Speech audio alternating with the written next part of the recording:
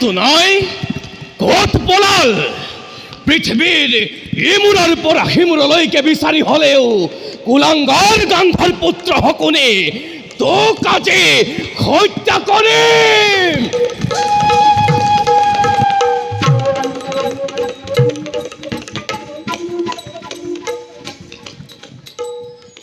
হল্ল গ'ল সহদেৱে হয়তো মোকো বিচাৰি ফুৰিছে। বিদায় বিদায় দুৰ্যোধন বিদায়, যি শকুনিৰ ৯৯টা ভাতৃ আৰু বৃদ্ধ পিতাক অন্ধকাৰ কাৰাগাৰত তিল তিলকৈ হত্যা কৰিছিলা, ঠিক সেইদৰে তোমাৰো ৯৯টা ভাতৃক কাল চক্ৰত পেলাই এই শকুনিয়ে তাৰ প্ৰতিজ্ঞা অক্ষৰে অক্ষৰে কৰিলে পালন। আজি মোৰ কৰ্তব্য শেষ।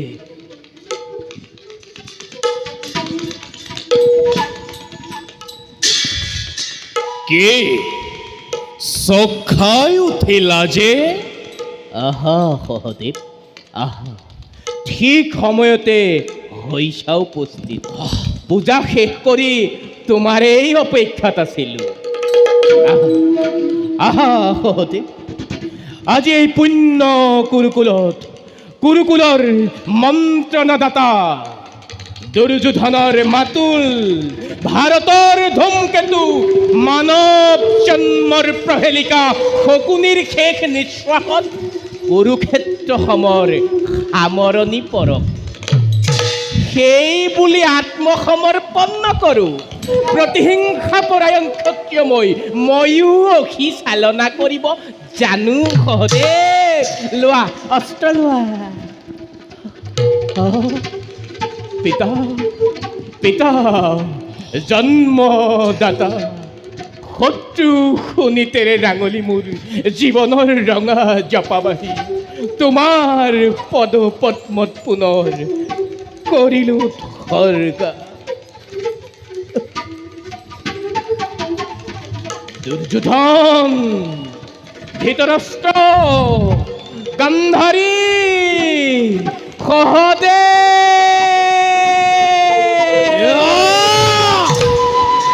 এই শেষবাৰ কৌৰৱৰ ভাগ্য বিধাতা মৃত্যুৰ আগতে, শিৰচ্ছেদ কৰাৰ আগতে সুশ্যামল ভাৰত ভূমি শেষবাৰৰ কাৰণে চাই লওঁ। এই ভাৰত ভূমি শকুনিয়ে সুশ্যামল কৰি ৰখা নাই, চেতাগ্নিত ছাই কৰিছো। কৌৰৱক কৌৰৱ কৰি ৰখা নাই, সিহঁতৰ গৌৰৱ ধূলিৰ লগত মিহলাই দিছো। আৰু ৰাজা দুৰ্যোধনক ৰজা কৰি ৰখা নাই, পথৰ ভিক্ষাৰী কৰি বুকু ভাঙি ভাঙি কান্দিবলৈ ভাৰতৰ শ্মশান ঘাটত এৰি দিছো। মিত্ৰদ্ৰোহী, জ্ঞাতিদ্ৰোহী, তাৰ পুৰস্কাৰ গ্ৰহণ কৰ।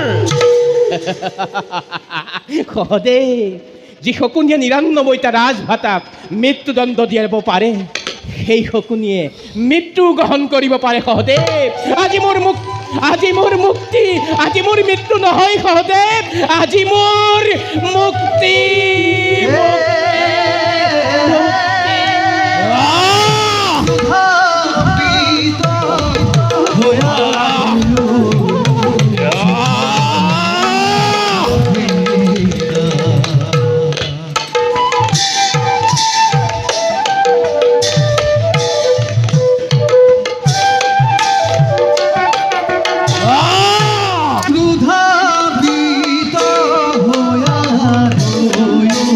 যুদ্ধ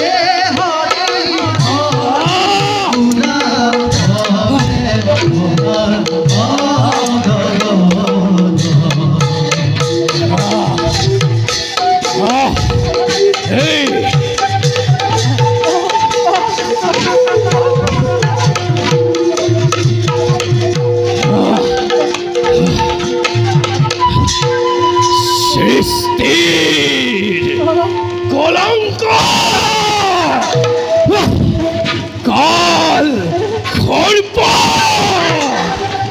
নৰাধম শকুনি